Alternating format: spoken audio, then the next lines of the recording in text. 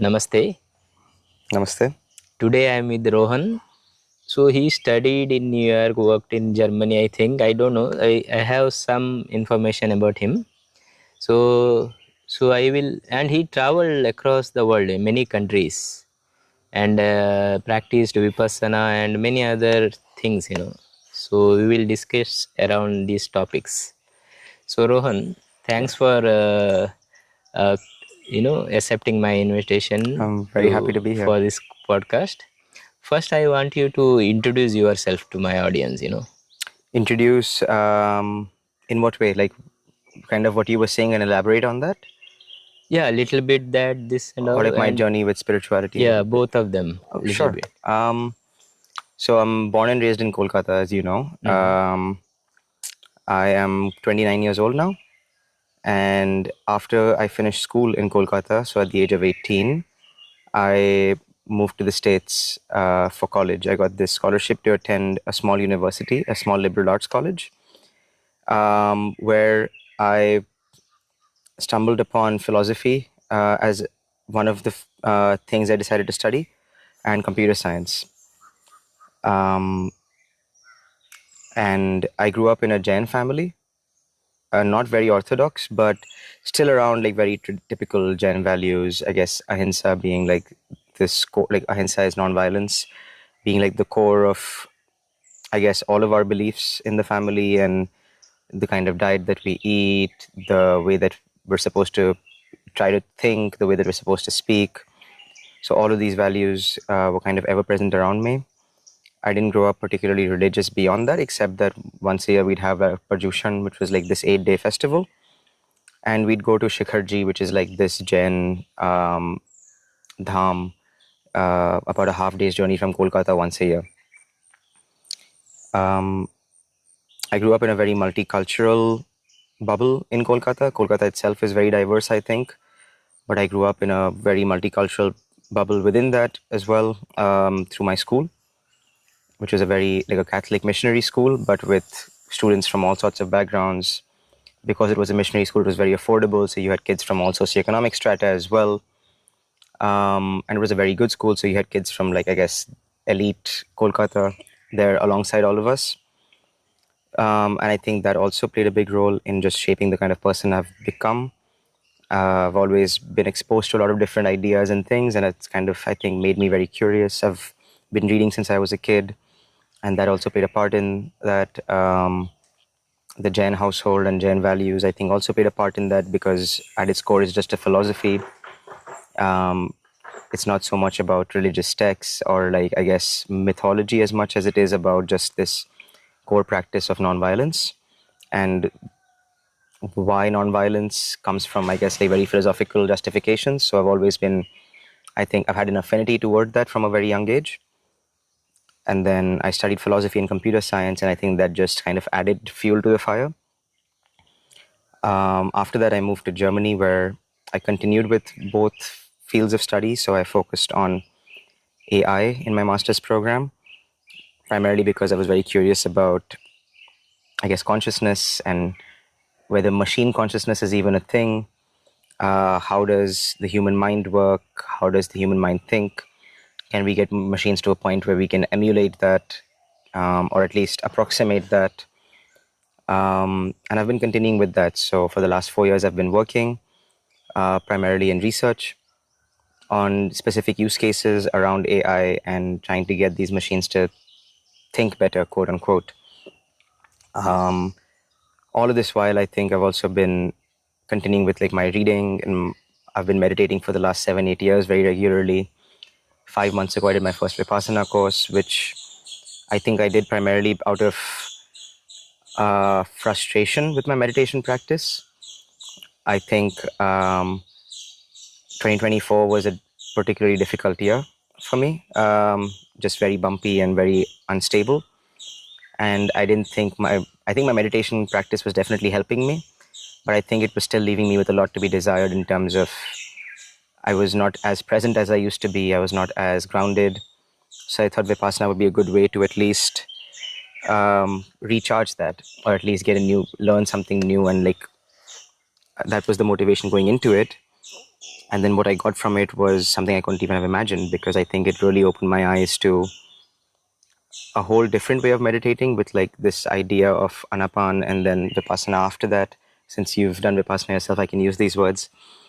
And I've been practicing that regularly ever since. So like 15 minutes a day or so before I sleep and after I wake up. And I think that's been really helpful. Um, I think what I loved about Vipassana also was that it kind of tied back really well to my own beliefs and spirituality in this very philosophical, almost purely rational way. It wasn't so much about, I guess, the supernatural as much as it was about our existence on this earth, and our way of being, and how we can make a deliberate meditative practice out of that.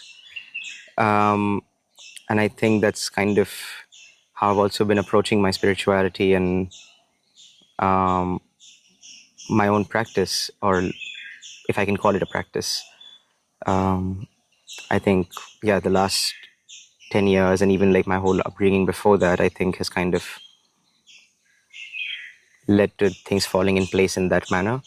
I've experimented a lot with psychedelics, and I've been continuing to do so. I think that's been a big part of how I see the world as well, and it's really shaped my ideas and like my own perception of myself. Yeah, I don't know if that was a very long or a very short introduction. Very nice. Okay. So, thing is, you are also a traveler, you know. Like if you see Jain Tirthankaras or Guru Nanak Ji or many saints, they travel a lot and their life changed. They are completely different man after coming back from the trip. Do you think this traveling, changes the person, or what do you think about it? Yeah, absolutely. I can only speak for myself, but I think it's really been revolutionary. And I think I was a very different person before and after like my first like travel experience, I guess. I think couchsurfing has been a big part of that. I think it's, like I mentioned earlier, I think I've always been a very curious person.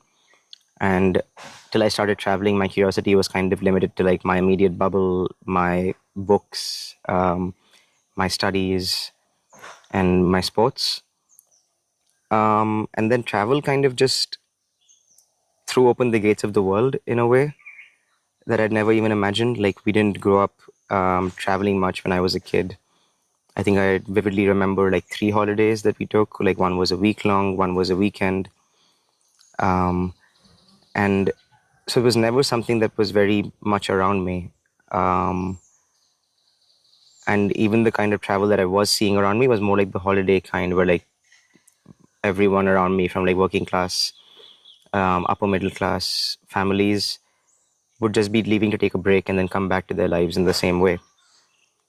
And I think with couch surfing and like with the kind of travel I've been able to do just by hitchhiking kind of all over the world, staying with people in their families, watching them live their lives, learning from that also, like seeing what maybe I would take back to my own life, what kinds of practices, what kinds of little tips and tricks, seeing different people approach their lives in different ways with their different priorities, with their different goals.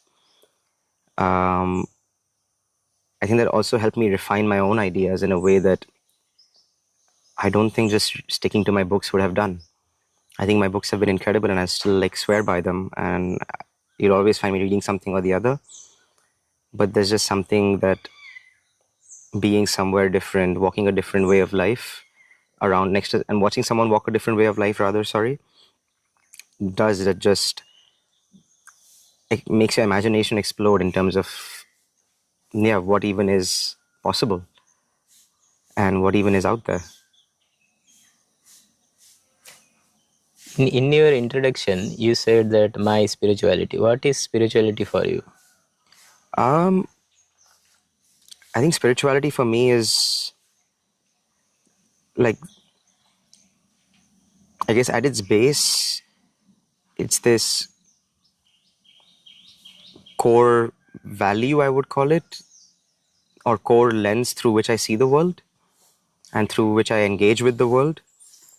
I think I really feel like this deep interconnectedness, um, not just with the people around me, but with like the environment, with sort of everything out here on this earth. And I think that is because of like the spiritual lens that I have sort of grown into. So I would just call it the way that I see the world. Have you experienced beyond body and mind something like egoless state? Uh, Only through psychedelics, unfortunately. But yes, I think I've experienced like the sort of ego death that you hear people talking about with mushrooms, with LSD, uh, with DMT, um, and just like this feeling of just this immense, like smallness in the grandeur of everything around me, and just that small and insignificantness kind of leading to a change in how I see things and how I see myself. Um, yeah, I would say I've experienced that a few times, and I really remember the few times that I have very vividly. So I met many people who did psychedelics and this ayahuasca ceremony and all. Oh, After that, they start finding something similar for long term. Like they go for meditation, vipassana and all. So what do you think? What is the difference between this vipassana meditation and this psychedelics? I think I honestly think psychedelics are a crutch or like a shortcut rather, um, but a very fleeting one. It's not one that lasts because you're in that headspace for only so long, and you only take away certain things from it. Like I can probably vividly recall only a handful of things compared to the number of things I've experienced over the years while being under the influence of a psychedelic. And I believe that a proper meditation practice or like a truly mindful existence is one where I wouldn't need to do that anymore. I think, like you mentioned, Guru Nanak Ji or like the Tirthankars or Gautam Buddha, I imagine like for these saints, their way of existence in their everyday, in every moment, um, I think that state of mind and that awareness of their own insignificance, but also of this grandeur of the world, of the interconnectedness of everyone here, and what that means for how they're supposed to act. I think all of that is possible even without psychedelics. It's just like it just needs this very intense, very intentional, not intense practice, and through that practice will come this realization. I can fully imagine that Gautam Buddha or say Mahavirji or any saint who spent as much time meditating and in Vipassana as they have would maybe not experience anything so particularly profound while on psychedelics as I did, just because they already have been attuned to that and they've been able to see the world in very similar ways already just through their intentionality. Hmm. So most of my audience, they don't want to live in this family system, and especially Indians, because there is so much sacrifices they are making, or after marriage or something they are having some issues, they are not get connected to each other and all. They leave and go to the ashrams Hmm. where they think they will get the peace and all. Do you think where is the peace actually? Like if they leave the society, like this marriage, these systems are made by society, right? If they Mm-hmm. leave, do they get this peace or what? I honestly think it's more of an internal thing, Hmm. assuming of course like they aren't living in a very like particularly toxic environment and their family isn't like abusive or anything. I think it's more of an internal thing where like you can cultivate that peace within yourself wherever you are. But of course, if someone's finding that particularly hard to do in their setting, then I can totally understand why they would want to, like change that and leave that setting and find peace elsewhere where others have also claimed to have found peace before them. I can only speak for myself, and I think I'm deeply attached to my community and to where I'm from and to my family, my extended family, even not just my immediate family. And I think I get a lot of peace from that. Also, a lot of frustration and a lot of all the other things that come with families. But I think it's the frustration that I feel is also sometimes down to how my family makes me react. And I think that's at least something that I can definitely work on. And that's something that I can definitely intentionally change, at least like this is also something I learned from Vipassana, I think. And I'm sure you can also recall this. Like there is this gap between whatever someone from the outside is doing to you and what you're feeling and thinking about it, and also then how you on what you do to act on it. At the end of the day, it's all first in our minds, and whatever sensations we're feeling, whatever ideas we're having, whatever good, bad, ugly, sad, happy we're feeling is primarily a mental experience that like is fleeting. So how we choose to act on it is still like within our control. So I think I haven't given up hope on like the sort of societal life as yet. I definitely think I have a long way to go to improve in terms of my own actions in that setting and my own feelings within that setting. But that just means that I'm still like a beginner when it comes to Vipassana, and I have a lot more to practice. So when I got into spirituality, actually, I thought like money is not a lot, not important in life. I was traveling and I thought like it's not important. But after traveling Vietnam and some other country, I thought like money is very important there, because without money you can't travel also, you can't survive. It's a part of, we got connected with this money and all, right? So what do you think, like we have to make money, or you already did AI and master in AI and all everything, but you were traveling since 5 months or something without much into making money, sitting down and all. What do you think about it? This is a little bit different, but many Right. people, who get into spirituality, they leave everything and Yeah. they want to go somewhere. Yeah. But in the end, for example, if they join some ashram, sometimes such ashrams closes in between because that guru got jailed or something. So many things happened. Yeah, you read about them all the time. Yeah, when that such institution, a very huge institution closes, many people don't know what to do, where to go, because they don't have money only. I met many people like that. They left the ashram and they're finding something. It's too hard. Yeah. What do you think about this? I think just because of this sort of world that has been built around us, that we found ourselves in, I don't think you can ever truly, unless you become like this ascetic, truly disregard money and its existence and its role. Like for our parts, for example, like I think we both still have families. We have obligations to our families, certain responsibilities that also we want to fulfill. We're not just burdened by.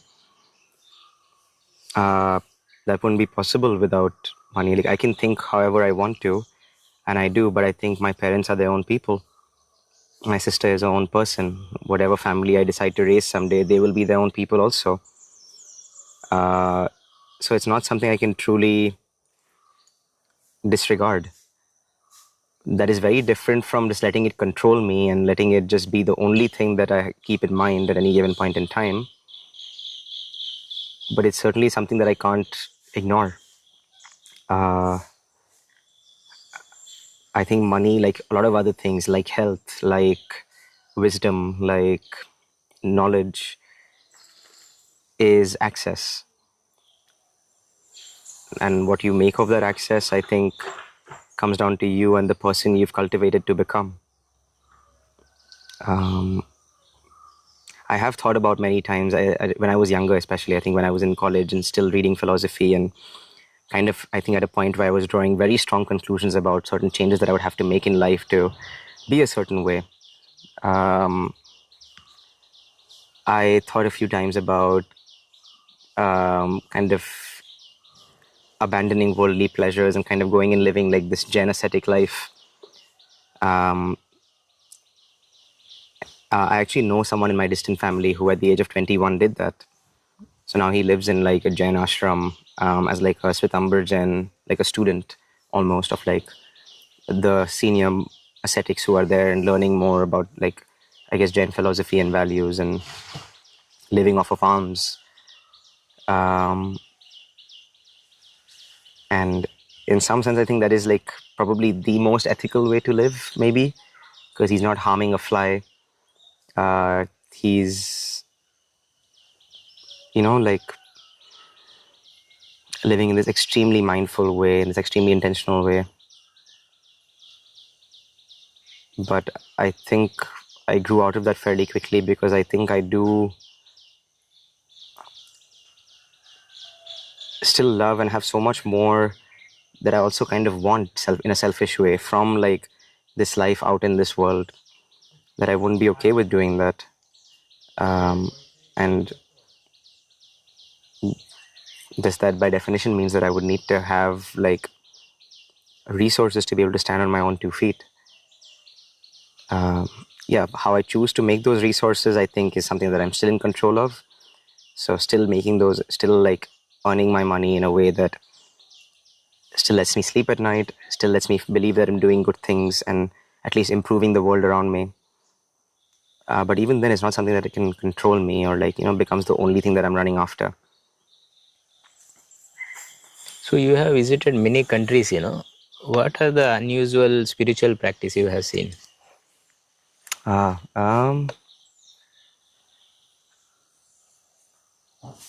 think I'm still very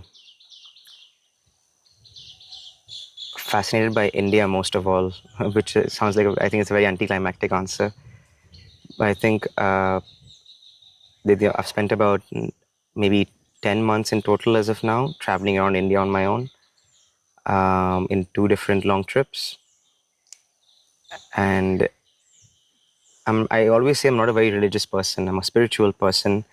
And I usually visit temples or mosques or gurudwaras as a place to meditate, even like Buddhist monasteries.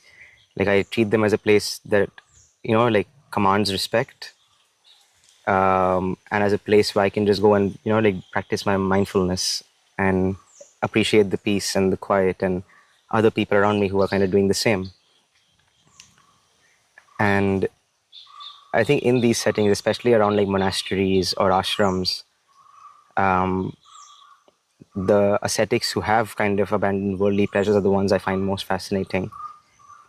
I was in Sikkim. I've been in Sikkim a few times, and one of the times I was there, I spent a lot of time in this Tibetan monastery that I was staying very close to. And I would go and try to find like a different monk every time to speak to. Usually the younger ones. The older ones tend to be kind of involved in their practice or like kind of shepherding the younger ones. But I would always try to do that and just listen to them talk about their motivations behind coming to the monastery in the first place, leaving their families, what they kind of hope to get from it. And now having been in that bubble, let's say, for like however long they have been, what has changed? And I always found their answers to be the most interesting ones. I think I also find like, so I was in Egypt last year, and I think I found like their society and individual people, like day-to-day people, ordinary people, like also very interesting from like a faith point of view, because I think people were very devout, and it wasn't like this sort of like quote unquote blind faith. It came from this really deep, genuine place, that deep within their heart, and I found that quite moving as well, even if I found certain things quite dogmatic. I think that was also very fascinating. You have any question? You said you will ask some questions to me also. You have any questions? Yeah, I think so. Around spirituality itself, so you mentioned you've read Osho Rajneesh's works, and he's one of the people that I think have left an impact on you. You also write about him on your Couchsurfing profile, so that was something that I remember that I wanted to ask you about. Um, yeah, what was your experience with, I guess, Osho's philosophy and spirituality? And maybe before you even answer that, actually, because we haven't spoken about this before, if you can tell me a bit about your spiritual values, or like how you think of spirituality, and then tell me about this. Yeah. So for spirituality for me is being conscious, getting aware about everything what we do. It's all about focusing on us, like how we see the world, how we change the things, and what we do. Basically that, being conscious and what we are doing every day. So, and about Osho, I think he is a philosopher and he read many books. Once you read many books, you have so much knowledge to share. So I felt like that. But his books are very interesting. Now currently I'm reading the Book of Secret. Mm-hmm. So actually he was explaining about Vijnan Bhairav Tantra, 112 type of meditation. So Vipassana, even I did, you did. So it's a first meditation technique which Buddha practiced, and Goenkaji sharing Mm-hmm. using this Vipassana. And I was in Thailand there, in Chiang Mai, one of the friend or another monk, like a Goenkaji, he was teaching different kind of Vipassana there, walking meditation in Chiang Mai. So he both of them guru is same, but his Vipassana is different. This Goenkaji's Vipassana is different. So I feel like meditation is, you have to find your own meditation. It's like Buddha shared his meditation technique to everyone wherever he traveled. Like that, I think we have to find our own meditation. So personally, I was meditating, and it was bit hard for me to stay long, like a 1 hour or something like that. For me too. Then later I found this karma yoga is very interesting. That's why I went and volunteered in different places like ashrams, like NGOs and school and many places. What I did is I did everything for their success. So in whole life I worked for my success. So when I try to do everything for their success without expecting anything, that time I felt very peaceful, blissful. That's what I learned from this karma yoga. So that is my way I found. So that was a very interesting for me. That's what I was practicing.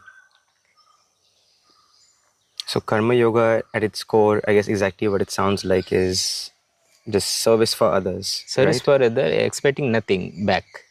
So automatically you will see yoga means very big. There is a many things in yoga, Raja Yoga, Karma Yoga. This physical yoga is comes in Raja Yoga. That is a small part of yoga which is commercialized everywhere. Mm-hmm. But this kind of yoga, like a Jnana Yoga, like you are reading and gaining the knowledge, and you will understand the world in different way after getting knowledge. And Bhakti Yoga, which my parents practice. You have seen my father wakes up around 3:30 and he do his kind of practice, Mm-hmm. Mm-hmm. which Every day. which give him bliss. Like he's every day doing same thing, like meditation kind of. Mm-hmm. So that is Bhakti Yoga. He is praising the Lord and he's doing something. So he enjoys that. I am doing Karma Yoga. Some people sit and meditate. So there are different kind of yoga actually. So this is Karma Yoga, one part of yoga. So that I find suitable for me, also very easy to do also for me. You just have to go and surrender somewhere. Hmm. The Yeah. surrender is a little bit harder, but But in a it is sense, still, yeah. yeah. In a sense, Mm. yeah. Do you see, like, I'm sure when you started out with your volunteering, you probably saw it differently, right? Like you started out with your volunteering more maybe as a way to spend time in the place that you were going to. So it was like a way to get access to whatever place for whatever amount of time. And then it kind of grew into this karma yoga philosophy, where it's your way of servicing, I guess, the world around you. What other changes do you think your like ever since you've kind of started looking at the world through the spiritual lens? I'm going to call it a lens because that's how I think it is to me. What other changes in your day to day do you think your spiritual lens has brought about in the years? So actually, I become very minimalistic. If you compare my life before 2015, I was looking for. I had luxurious life. Actually, I was looking for luxurious things and more into materialistic things. Collecting materialistic things and these things. Like after I traveled and got into this volunteering and meeting people and learning more about these things, sharing my knowledge and gaining some experiences from other people like you who traveled around the world and all. I understood life. There is so many. It's like I felt like I was a frog in a well. I don't know anything about the world, kind of. So when I got out of this comfort zone, that I then I came to know about many things. So then I simplified my life. I thought like it's very easy to live with little money and you can survive long. We are actually doing things for like we live for 1,000 years or something. Yeah. But nowadays, like it's very hard to survive even beyond 50 years. So you have to be very healthy and you have to be conscious on what you are eating and how food is specific food is reacting to your body and all. You have to be very conscious about that. Then only you will go beyond maybe 60, 70s. So I felt like that, like when I traveled and stayed in one place for long. Another advantage is you will learn their way of living, their mindset, and what they do for survival and how their mind works, what they think, like common sense changes everywhere. Yeah. So Yes. yeah, here this thing is a very common sense. There is completely different, like so. That's what it's very interesting. I At first I was traveling and visiting these museums and many touristy spots. But later, when I traveled like this, then I was more interested into people. I just watch them, what they do for survival, how they think, how they talk with me, what are their Hmm. intentions are. Hmm. So it is very interesting for me actually. Yeah. I think I'm very similar. Mm. Although I still really enjoy museums and Mm. like the stories of different places. Mm. I think the day to day people watching is honestly, in some sense, why I travel. Like Mm. how the common sense changes everywhere and trying to get a sense of that. What common sense means in one place is very different from what it means in another place. That's a big part of it. What's next on your, I guess, list of curiosities? Could be a place, could be a book, could be a question you have. Next, I don't have any goals actually, but I just want to travel a bit more. Like in India, I was traveling since 2018 to 2023. I was traveling inside India only. Before that, I went to Thailand and Singapore, Nepal, Sri Lanka, and all. After 2018, I have not renewed my passport, so I thought like I have to travel and see India first. So I have traveled across India. Only that Sikkim part is pending right now. Oh, you must. So other than that, I have traveled most of the part of the India, and now next I want to explore some these countries. Egypt, maybe South America.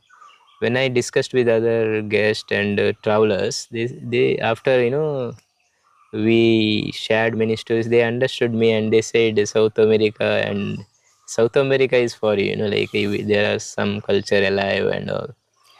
Maybe I will travel. It's not like I have to do it or not. Yeah. Currently I am enjoying at home only, because here I am like a farmer. Actually, officially I am doing farming. I enjoy having conversation, with people. When I have this kind of conversation, it's like a meditation for me. I forget myself. So when I travel solo also, it's kind of meditation for me. I learn more about myself, more than the world or something. How much extreme I can go and how much simply I can stay, these things. So sometime, after 3 4 months, every 3 4 months I go for a random trip. Sometime I get calling somewhere. Like recently I went to Kashi. I had one kind of calling, like I don't know why Kashi is calling me, because I already visited 3 4 times, 5 times, 4 times I think. Then I went and I get answers actually after visiting those. Especially, I'm not much into temples. You may think like I visited many temples, but I'm not much into that. So in Kashi, I like ghats, where I like to walk around the ghats. And this time I met one Aghori Baba. He was more into goddess Kali, and I felt like he's surrendered to her. He don't expect anything. Automatically, things come to him. He's surviving in one ashram he built from nowhere, opposite to this ghat section, and he people come and donate to him, and he don't accept. He give it to goddess Kali. He is completely surrendered person I have ever met, so far. So I have traveled. He completely surrendered. When I talked with him for long, I felt like that. So then I thought, okay, for that only I have visited, maybe to meet him. So it was very unusual for me. I never met a authentic, you know, um, Aghori so far. So I was reading this Aghora. There is one book Okay, uh, bye. by Robert Subodha Okay. something.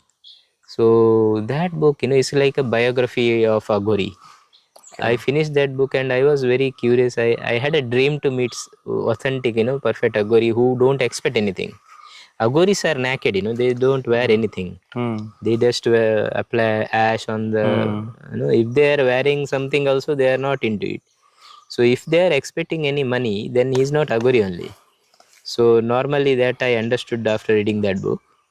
So mostly, so I was, so if you walk around, you will find many Aghoris, but this Aghori was different, when I was sitting with him, I understood this thing. So I get some kind of calling sometime. How I did you approach him? see, it's also very unusual. So I was traveling with my wife. I was there for 15 days. And so 15 days I was finding, why I came to Kashi actually. So I was finding answer, I was meeting people and talking with them, but I was not satisfied, I don't know why I came here again. Then suddenly one of my volunteer, who was volunteering with me in Workaway here, he is from United States. So he said, "Are you in Kashi? Let's meet." I met with him and I was talking with him. I asked him where he visited and all. He said many things, and he said there is one Kali temple you have to visit. Is the vibration is very nice, and I like especially places, even temples or whatever it is. If there is a very good vibration. So, for example, you are planning to go to that Mudabidre Jain Mandir. thousand temple Jain temple, thousand pillar Jain temple. When I went there near the Garbhagudi, like main idol is there, I went beyond body, like I went thoughtless state completely. There was no thoughts, completely empty. I never felt like that, but But you later, felt that there. there, yes. So even my cousin was there. He also felt same. Very, very powerful Jain temple that is. So personally, that is my personal Yeah. experience. Later, I hosted one couple, Christian and Hindu couple. They are both are intercaste. That also arranged marriage. Wow. and they stay nearby in Manipal actually. Okay. So they follow Sadhguru, Okay. from Coimbatore. Hmm. So they stayed with us for 2 nights, and later they invited me. After, I think after 1 year or something, I went to visit their house. There was a puja room they showed me. Even that lady is Christian. She don't follow Christianity. She is more into Krishna and Hindu gods. That's why she wanted to marry Hindu person. So Okay. she married Hindu person, and she is having one kind of a temple there in her apartment. There I felt very strong vibration. She kept something, and she said she meditate there. She's having this bells, like a Buddhist, The what you chanting call, bowl, chatting, Buddhist bowl. yeah, Yeah. bowl and everything. I felt very good sensation there also. Hmm. Vibration is very strong. So I normally visit these temples for to feel this kind of vibrations. I think you can really tell when, like, some place, whether it's a temple, whether it's a monastery, whether it's even just like a garden or like an open space. Sometimes you can tell when there's like this really, really strong, positive, calming energy. Uh, I felt that way sometimes in cemeteries, like graveyards. Possible. I was in Germany for 6 years, right, before I moved back to India. And I think the places in Germany where I felt like the most positive vibrations were always cemeteries. There is a concentration center also, right? There's lots of cemeteries, not in Germany per se, I mean the concentration camps Uh-huh. from the World War. There's some transit camps because the most of the camps were in Poland, but not those. Those have like really jarring energy. Oh, I've okay, been to okay. those as well, That's what and I wanted to you ask. know I've been to those as well, and those have like really. I think maybe definitely in part because I know the history associated with it, but I really felt like they have this really dark, heavy, like energy and presence there. Like I went to Auschwitz, I think in 2017, 2018, and I think I was really just down in the dumps, like really just depressed, like almost like neurochemically for like the next 2-3 weeks after. Oh. Like it's not even like my mind just couldn't get it out of my head. It was more just like something just kind of felt like it was pulling me down, like my energy down, like my presence down, because it was such a dark, heavy place. It's like this place where 6 million people were exterminated, most of them Jewish, but also like queer, Romani, people with disabilities. So not that. The opposite of that, I think, in Germany is the graveyards where people go to bury their own loved ones. And in Germany, they're places that you're also supposed to come and spend time with their graves to remember them and all of that. But even if you don't have your own loved one there, or you don't have someone you know who's there, like I didn't, I would still go and walk around and just be in that space. Sometimes with a book, sometimes just by myself with my thoughts. And a lot of the time, I would not even be like it's kind of like you described that Jain temple where like your mind just goes blank. I think in Germany, those are the only places where I felt that way. Really They're like interesting. also, I think, built and maintained in a really nice way where I think the municipality or the people in charge of the cemeteries know that people come here to spend time with someone that was special to them, or people come here to seek peace. So they're built in ways that, like, there's hardly any noise from outside. It's lots of greenery, lots of very nice forest kind of paths that you can walk through, lots of little corners where you can just go and be by yourself and you won't really see other people. And it's funny because this is supposed to be this place where, like, it's the home of the dead. Yeah. And it's a place with all of this, you would assume, sadness because you're sad that someone you loved has died. But it's also this place where you find peace because I guess also the expectation or the hope is that the people who have died have found their peace. And that was really incredible for me. I would keep going back very regularly to like this one cemetery, very like a 5-minute, 10-minute bike ride from where I lived. Whenever I would like just want like some peace and quiet that I wouldn't find in my own room. And I'd always end up getting this really positive energy and would leave with this overwhelming sense of calmness after. I felt the same way at Jain temples, at Buddhist monasteries. I was lucky enough once to be at a Tibetan monastery in Sikkim, the same one from the previous story that I mentioned, with like where I would go and talk to all these monks. I was lucky enough to be there once for one of the, I think it was, they have these hours of meditation with like the gongs and the bells every day, but this was a particularly auspicious one. I forget the festival or the reason for it. And I remember just sitting there in one corner, not trying to, like disturb anyone, because everyone else there was like a monk basically. I remember just sitting there in one corner and just meditating and just being completely enveloped, like with like this blanket of vibrations from different bells, from different gongs, from just the energy of the place, and just losing myself in that. It was like its own psychedelic experience. And it really just took me and kept me there for like probably over an hour. At the same time, a lot of the monks were chanting. The chants didn't stop actually, which was also really interesting. I think the idea was that some monks are chanting and then others come in and continue the chant without the chant breaking, and then ones who want to step out can step out. And that went on for over an hour, and I was just lost in that. Like I just completely lost myself, and I wasn't even a person anymore. I was just like this blob of energy interacting with all this energy around me. And it took me a few minutes to even stand up after that, because I think I was just so overwhelmed. And it took me a second to come back into my body first, I guess, because I kind of forgotten that that even exists, to recollect my mind, because I'd forgotten that also is there, because I didn't have a sense of self. And then it took me a few minutes to get up and leave from there. And even then, like, I was walking very slowly. I was not saying a word. I was hardly even able to make any eye contact with people around me. It just felt like I had like the life kind of pulled out of me, and that life was roaming in this space, interacting with all this energy, and then it got thrown back into me, and then it was making sense of the world again.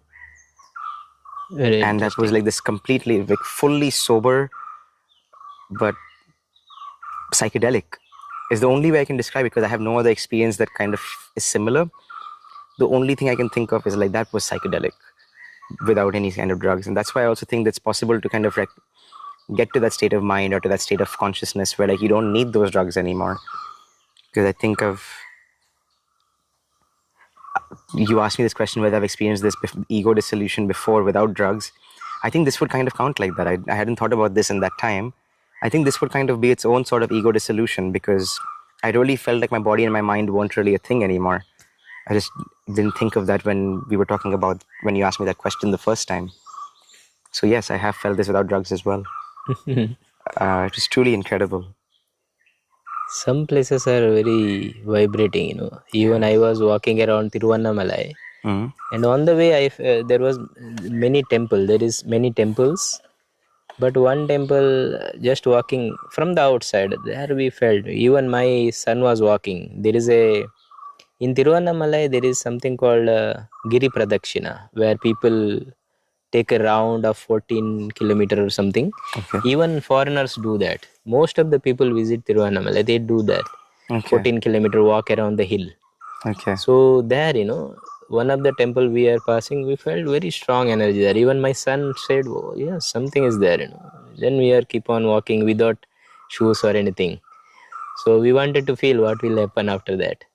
So it was a very nice experience for us. Many people walk around that in the night, and some people walk in the daytime and all.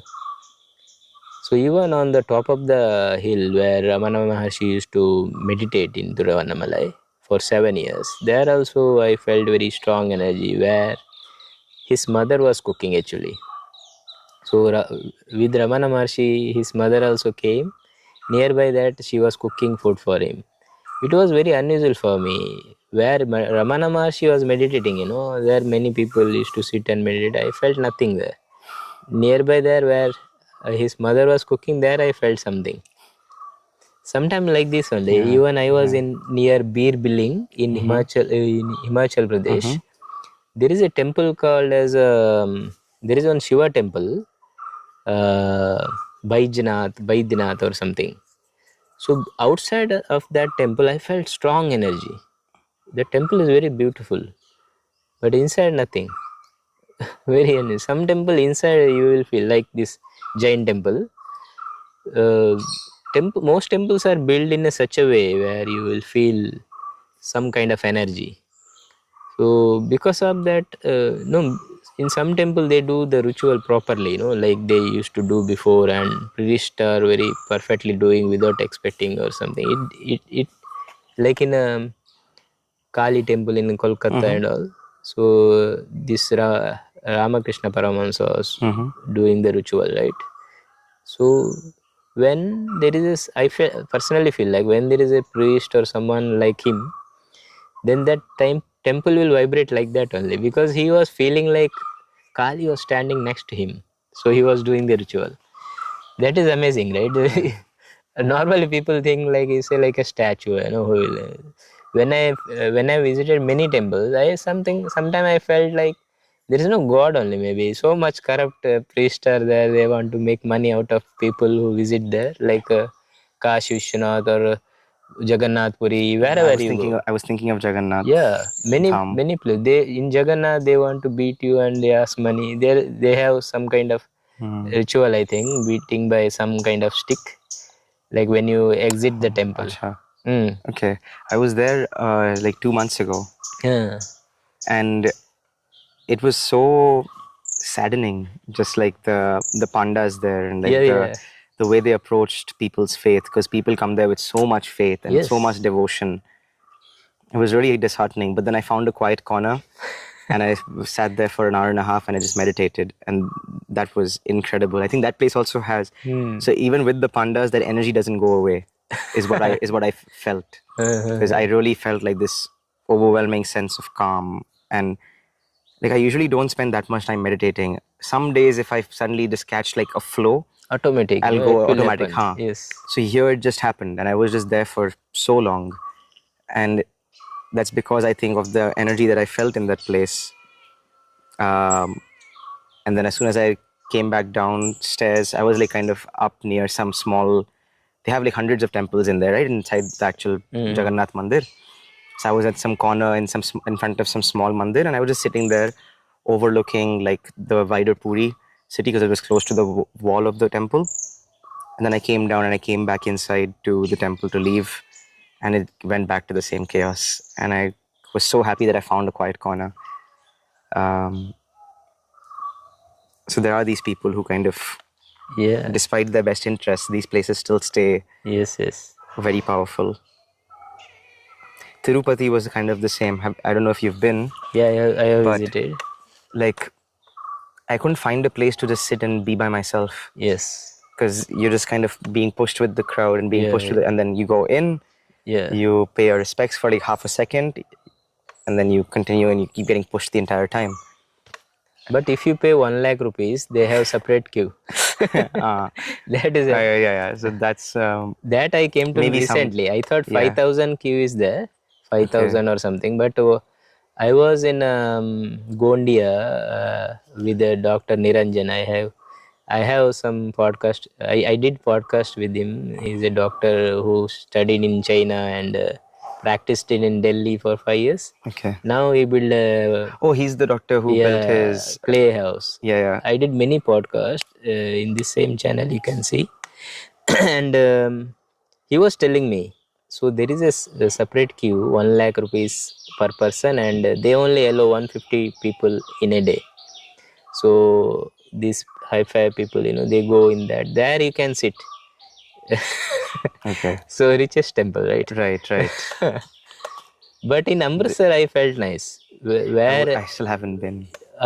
Amritsar is the best place in India I have visited so far, if you ask. Yeah. Because maybe I like Karma Yoga and all. Because when I entered the temple, super rich people collect your chappal and keep. It's like they are doing seva. Once you enter the temple, there is a pond. You can have bath and go to the temple. After going to the temple, there is no discrimination or anything. From there you come back and there is a langar. It starts from 2:30 a.m. till 11:30 p.m. or something or like that. Continuously they are serving.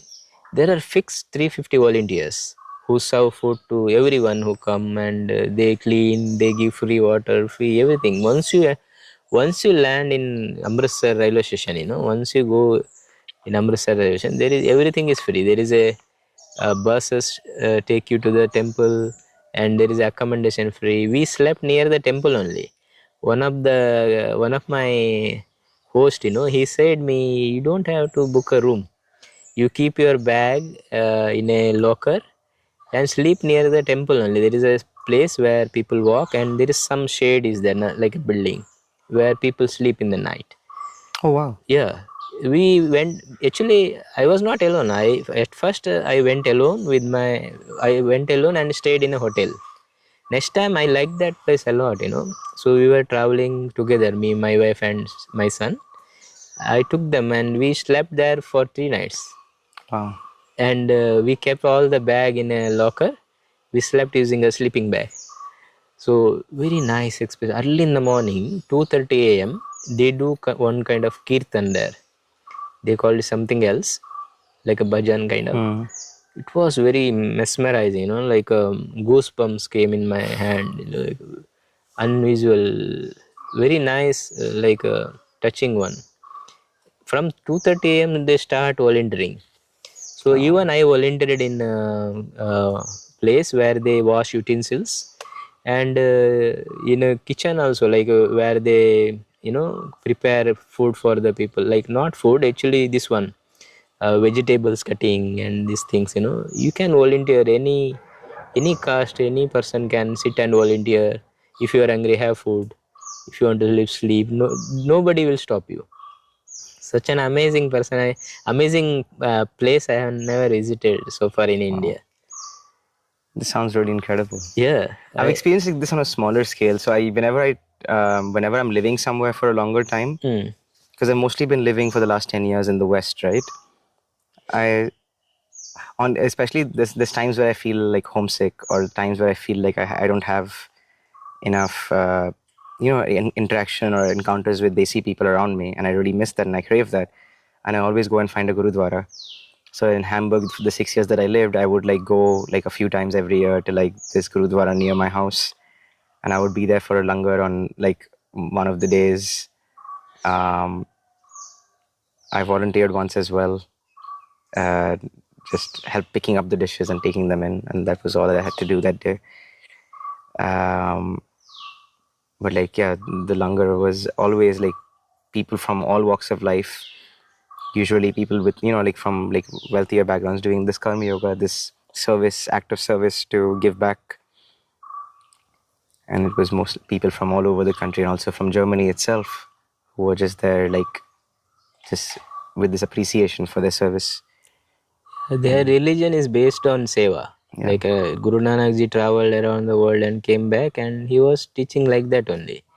So they started religion on that, and so I have visited other Gurudwara also, but this Gurudwara, this is main Gurudwara, right? So you will feel the energy there, and Right. I really felt like very nice there. Have you been to Nanded? No. In Maharashtra? I heard that name, but not visited. It's not that far away from here. I was trying to go on my way with my motorcycle from Kolkata to Bangalore, and then I ended up staying in Hampi too long, so I didn't end up going. I have to go some other time. But it's also one of the holiest sites in Sikhism.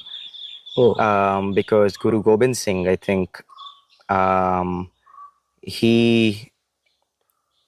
forget what the history is. He either passed away there, or he stayed there with his Khalsa for a long time. So the third holiest site in Sikhism. So Amritsar is one, where the Golden Temple is. There's Kartarpur Sahib, which is now in Pakistan. And then there's Nanded in Maharashtra. and it's also like a really big, famous Gurudwara where I imagine the langar and the karma yoga will be very similar. And it's in Maharashtra, which is a bit, you won't expect that. Yeah, I know. Yeah. I heard the It's name, not but that far away. Yeah. I never heard that there is a Gurudwara. Yeah. Because it's close to, I think it's less than 2 hours from Hyderabad. So it's kind of like Border. southern, eastern Maharashtra. So that's also maybe some place to visit. I would definitely go when I'm in. I haven't explored Maharashtra much either. So when I do that, I will definitely go spend time there. If you are going to Maharashtra, I recommend this Kolhapur. There is one place called Kolhapur. Where the chappals come from. Yeah, but There's a temple there as well, I think, right? like Mahalakshmi temple. But there, I volunteered with my wife and son in 2018 or something for 14-15 days in a ashram, like they follow Shiva. It's called as a Siddhagiri Mutt, also called as a Kaneri Mutt. So they are having 350-acre organic farm and 2,000 desi cows. Wow. And the main Mathadish, he did MBA, well educated. He went he traveled around India and he did research about cows, Indian breed cows. And he bought whatever is possible, and he is managing that very well. And he is doing many other activities. There is a brand also, Satvik brand. They sell online also, like products made over there, like they have mall there, like a organic product they sell online and offline also. And there I was volunteering in a chappal stand, and my wife was volunteering in a kitchen for 14 days. It was very nice experience. If you are into this organic farming or something, that place is very nice, because there is one place like a 10 cents land they have created, and they are showing that in 10, if you have 10 cents land, then you can survive without doing anything. You just have to do some kind of farming there. They are growing most of the things there. So they are showing that if you have such small land also, you can survive without doing any other job. So I'm going to ask you about this again and drop a pin on my map later. That is very... These are the kinds of places that I would love to visit and learn. I mean, I learned so much from just like watching you work your land here. Definitely something I want to explore more. That's it, right? I will close. Sure. Yeah. Thanks for coming in this podcast. Thank you. And I hope you enjoyed this podcast. Thanks for watching. Namaste.